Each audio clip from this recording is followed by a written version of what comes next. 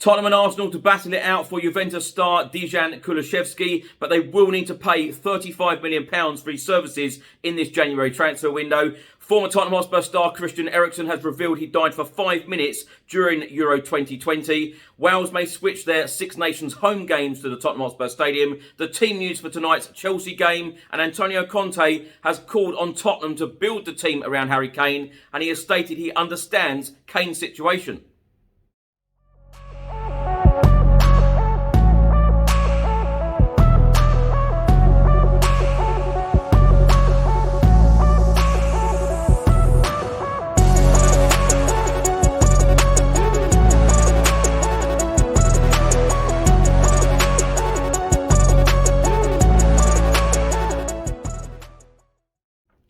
Welcome back to the channel. I hope you're all keeping well. In today's video, I'll be going through all of the latest Tottenham news, all of the transfer news, all of the rumours and all of the reports. If you don't subscribe to the channel as yet, please do hit that subscribe button and also click that notification bell where YouTube will notify you every single time I upload a new video.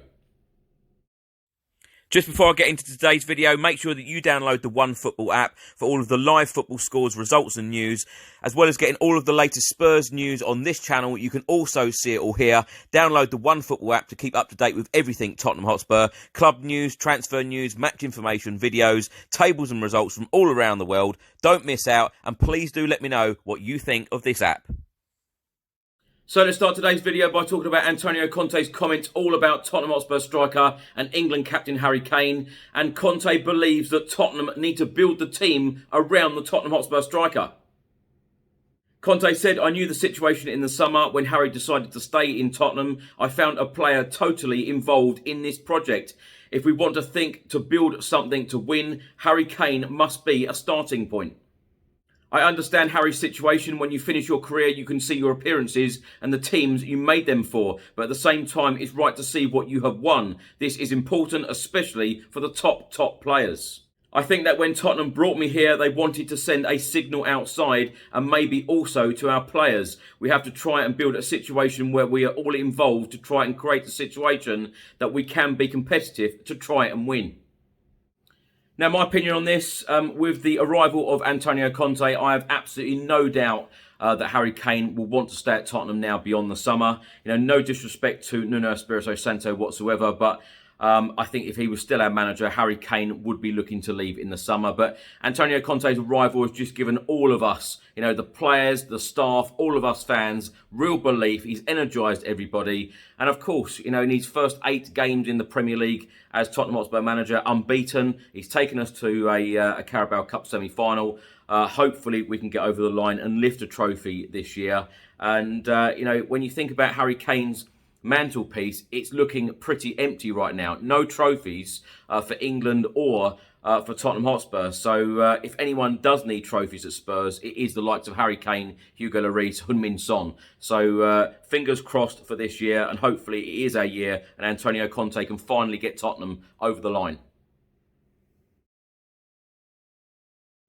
A report has just been published by the Evening Standard, and they are stating that manager Antonio Conte revealed on Monday that the club were waiting for results of follow-up PCR tests on 2 players, with the club hoping to avoid another outbreak in the squad. The 2 individuals concerned, believed to include one of Antonio Conte's key players, missed training on Tuesday, but the head coach remained hopeful that they would be involved tonight. It then states that Joe Rodon will be hoping for a rare opportunity in the heart of the back 3, which could help to attract lone suitors for the Wales defender who wants more first-team football. Spurs remain without the injured trio Ryan Sessegnon, Steven Bergwijn and Christian Romero, although Sessegnon is expected to be back in contention to face Morecambe in the FA Cup on Sunday.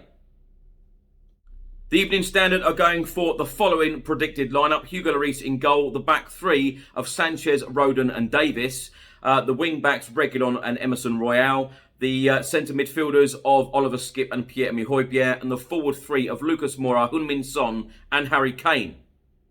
Tonight's game kicks off at 7:45 p.m. at Stamford Bridge in London. You can watch the game on TV via Sky Sports in the UK. For more information on where you can watch the Tottenham Hotspur games on television, do visit the website Live Football on TV. If you'd like to bet on the game, do download the William Hill app or visit their website.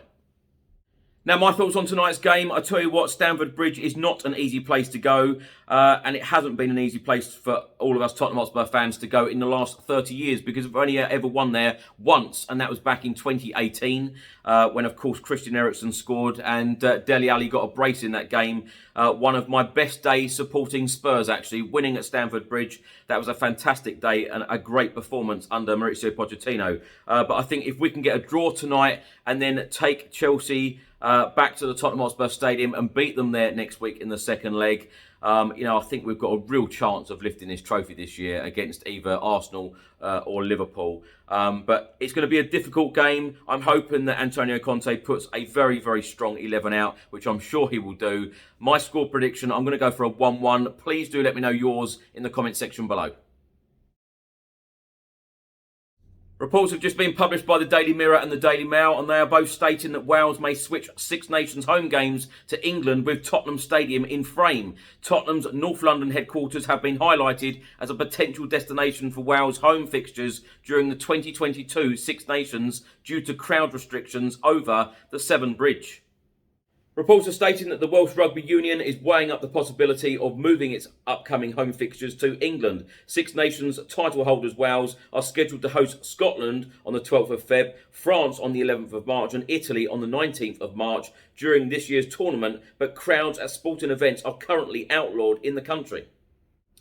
The Daily Mail reported that the Welsh Rugby Union is considered alternative host venues in England where there are no crowd restrictions, with Tottenham Hotspur Stadium among the leading candidates. The two parties were previously in discussions for Wales to host their 2020 autumn fixtures at Tottenham's home ground before changes in COVID-19 protocols meant all but one fixture could take place behind closed doors.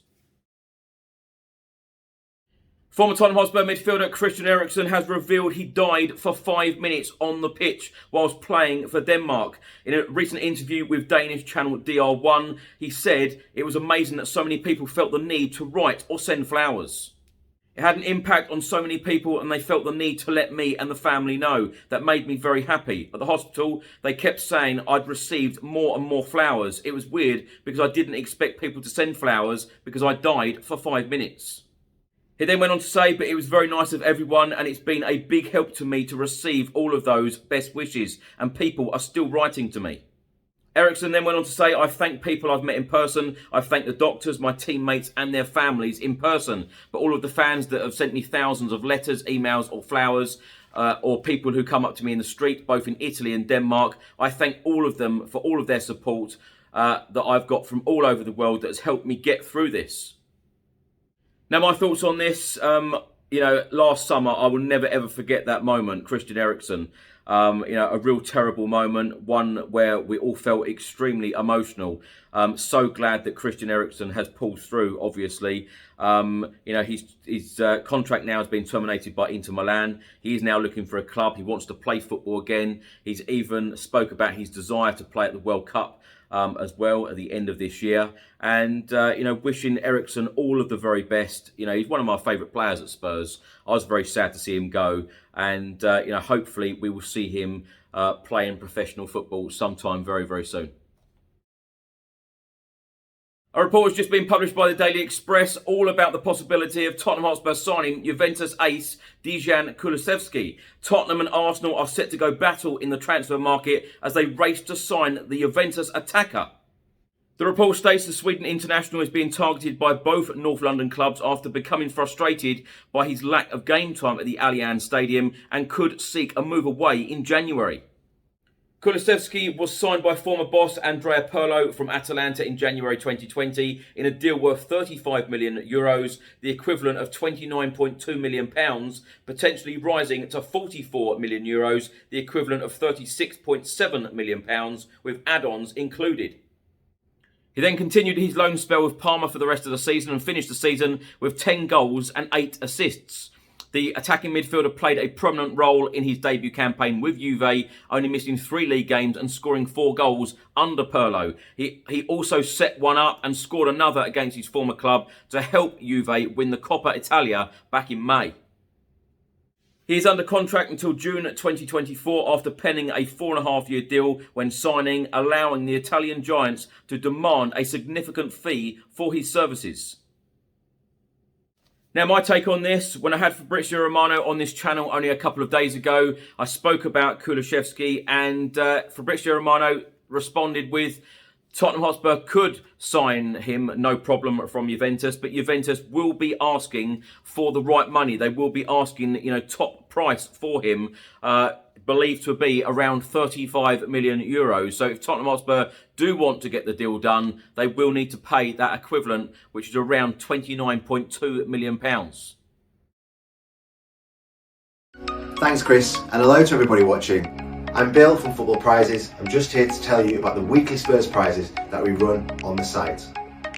Some of our previous Spurs prizes range from the likes of signed shirts and boots and mounts from players such as Harry Kane, Son Heung-min and Lucas, right through to club legends like Paul Gascoigne and Jurgen Klinsmann. You can watch the live draws on our Facebook page, and you can go on our site and see the previous Spurs winners, as well as what prizes we have to offer at www.footballprizes.co.uk.